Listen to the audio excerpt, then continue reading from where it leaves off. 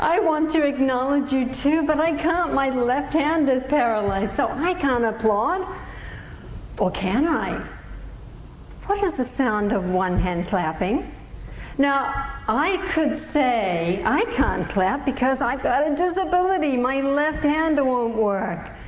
Or I could say I have an ability because my right hand works, and with that one hand I can eat, drink, drive, write a book, and I can applaud you. So what is the sound of one hand clapping?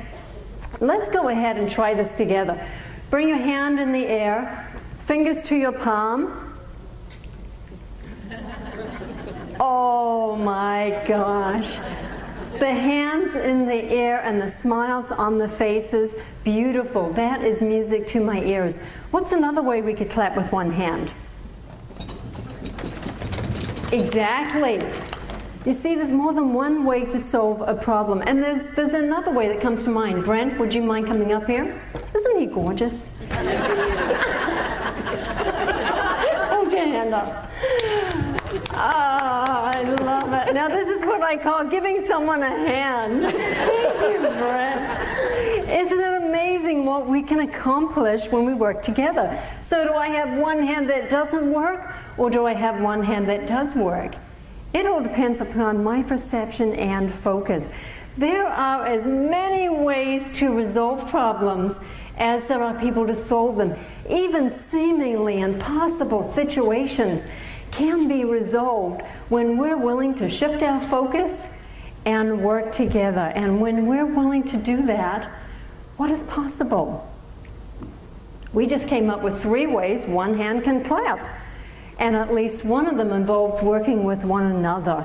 You see, that's what makes it work. People helping people to succeed. What a thrill to be here to speak for you today. And since I am 1 in a million survivor of locked-in syndrome, it's a thrill for me to be anywhere. 1995, I had a crash course on how to solve impossible problems. Now, one night, I went to bed, I was fit and healthy, a 33-year-old mother of 2 with everything to live for, and the next day, I was hanging on to life, for dear life. Bless you. I had suffered this massive brainstem stroke, totally locked in my body, unable to speak, unable to do anything. And they assumed there was no hope. They told my husband it would be better for him to let me go. They said it would be better for the children, and they said it would be better for me. Now, I was just lying there, unable to do anything. I couldn't speak, couldn't blink my eyes, but I could hear everything going on around me. Shall we unplug her, remove life support? They were saying this all within 5 feet of my bed. Were they being inconsiderate? Calloused? No. They considered me comatose, unconscious. They assumed I was already dead, except one pesky detail. My heart kept beating. Stubborn, like me. It just didn't want to quit. Obviously, I should die, or at least be allowed to die. Well, we won't have to worry about unplugging her if we don't plug her in the first place, so let's just not treat her, and she will die on her own. Now, I can tell you one thing for sure.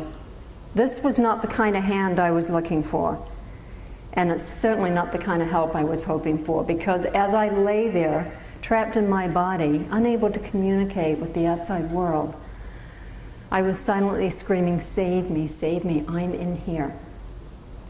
I had suffered the worst and most dreaded result of stroke. Total and complete paralysis. I couldn't do anything. I couldn't move a finger, I couldn't move a toe. I couldn't even breathe on my own. And except for my heartbeat, I really did appear dead.